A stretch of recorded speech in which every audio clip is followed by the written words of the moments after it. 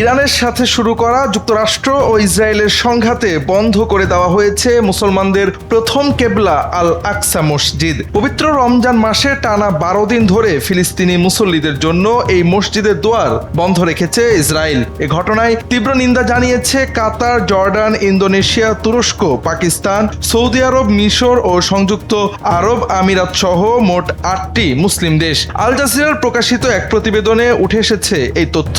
বুধবার এক যৌথ বিবৃতিতে মুসলিম বিশ্বের এই 8 দেশের পররাষ্ট্রমন্ত্রীরা বলেন, জেরুজালেমের পুরনো শহর এবং এর উপাসনালয়ে ফিলিস্তিনিদের প্রবেশের ক্ষেত্রে ইসরায়েলের নিষেধাজ্ঞা আন্তর্জাতিক মানবিক আইন ও উপাসনালয়ে অবাধ প্রবেশাধিকারের নীতিসহ সংশ্লিষ্ট আন্তর্জাতিক আইনের সুস্পষ্ট লঙ্ঘন।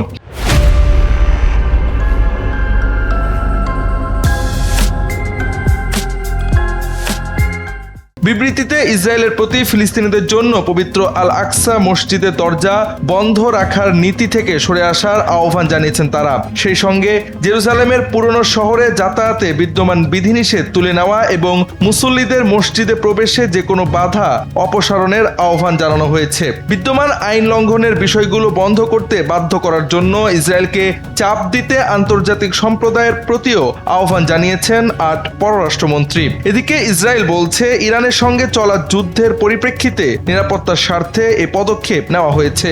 মুসল্লিদের জন্য জেরুজালেমের পুরনো শহরে প্রবেশেও বেশ কড়াকড়ি আরোপ করে রেখেছে ইসরায়েলি বাহিনী। ফিলিস্তিনের পররাষ্ট্র মন্ত্রণালয় জানিয়েছে, টানা বন্ধ রাখার এই ঘটনা এটা স্পষ্ট করেছে যে এসব নীতি ফিলিস্তিনিদের অধিকারের সুস্পষ্ট লঙ্ঘন। এ ঘটনার নিন্দা জানিয়েছে গাজা উপত্যকায় ফিলিস্তিনিদের স্বাধীনতাকামী সংগঠন। গত মঙ্গলবার সংগঠনটি বলেছে, এটি একটি বিপজ্জনক ঐতিহাসিক নজির এবং মানুষের প্রার্থনার স্বাধীনতার সুস্পষ্ট লঙ্ঘন।